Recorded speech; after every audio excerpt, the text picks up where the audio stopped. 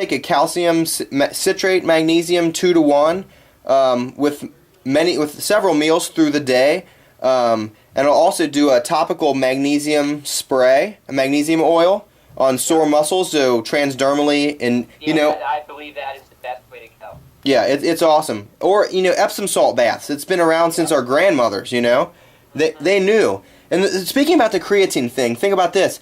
I've read a thing about the stuff for the brain, and basically like you said, it's an energy. It helps with energy cycles. So you don't have to be heavy weightlifting and stuff like that to increase. If you're just working with your young kids and and stuff like that, helps you with energy, helps you recycle your ATP. But as soon as it gets to the public that it's a general health other than just a bodybuilding type thing, watch the prices skyrocket. It's going up, yeah. It's going to skyrocket, especially which is a shame because creatine monohydrate right now, even just a good power, but it's super cheap. But yeah, exactly. It's going to shoot up, no doubt. Yeah, I think a lot of companies stuff it full of fillers and other junk that not everyone needs to take beta alanine, and it's a very, very popular thing to stack with creatine. But regular good quality creatine monohydrate has been studied for 30, 40 years. Very, very long. There's literally no trace of doubt in my mind that this is a beneficial supplement. Yeah, totally agree. Let's move on a little bit. How would you go about designing a fitness minimalism exercise program? So I think we sort of covered this briefly already, but let's go over it again. I think for somebody who is just looking for just baseline fundamental strength, they want to be strong, they want to be lean, they want to be mobile, they want to be resilient. I'm just going to go back to that basic blueprint again. Let's do heavy lifting 4 to 5 days a week. Now, when I say heavy lifting, I mean something that is less than 5 reps is going to challenge you. Stick to the fundamental human movements: push, pull, hinge, squat, carry, rotation. I mean, it doesn't get any simpler than that. You can fill in the gaps. Sure. I mean, push, you got military press; pull, you got pull up. Yep. Deadlift, you can go single leg deadlift, you can go front squat, even goblet squat for just a lot of people is just going to be more than enough for most sure. People just wanting a general fitness program. So that's 4 to 5 days a week. Go heavy with it. You can waive the load, or you can not waive the load. I go into the book in some detail. Metabolic conditioning, some sort of capacity or energy system work. I like 1 to 2 days a week of that. The least amount that you need. Unless, of course, you're training specifically for some sort of sport or competition, then you might want to up the ante on that a little bit as well. Yeah. I mean, but then again, if you're training, like for gear sport, for example, if you're training for any sort of sport, you should be doing specific work anyways. Sure. But just as a general type of program, somebody wants to GPP work, yeah.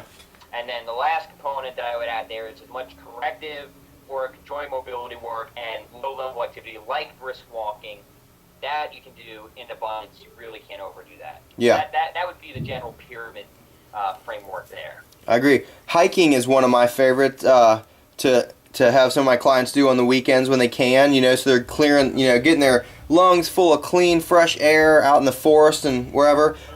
Another thing I like to do is say that's for beginners, once you get to the intermediate levels, what we can do is you can start adding those exercises together. And like a renegade row is one of my favorites because it's knocking out both along getting with the anti-rotation of the transverse plane.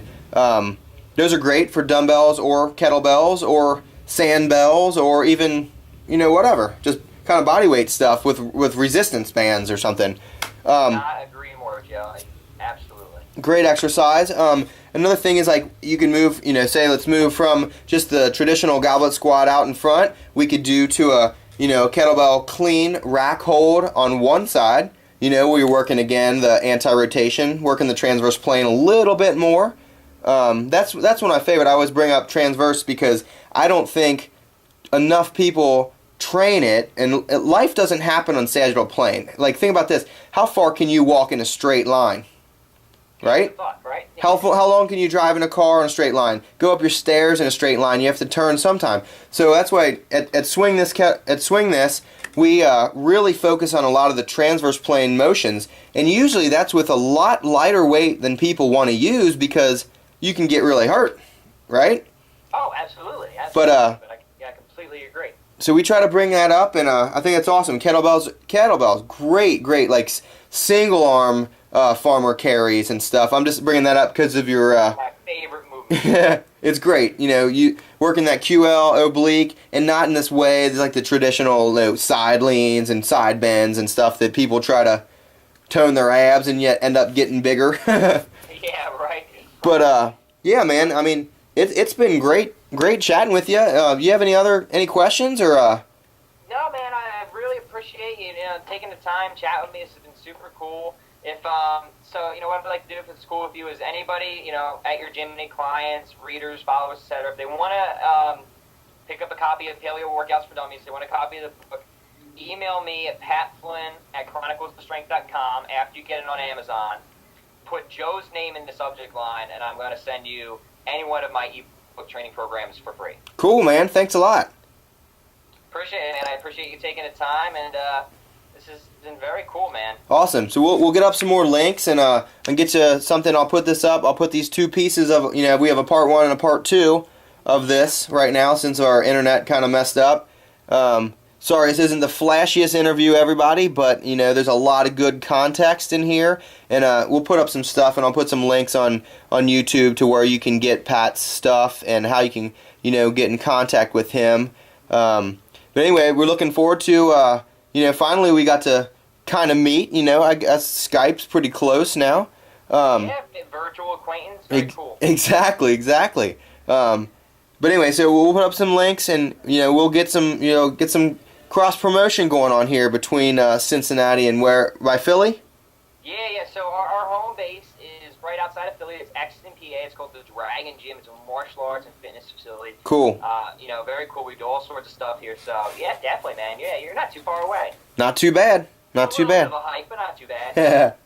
If we ever on travel, we'll stop by. Absolutely. Welcome anytime, Jeff. All right, everybody. Pat, Chronicles of Strength, looking for his new upcoming books, and we'll keep you posted, everybody. Have a good one, Pat. Take care.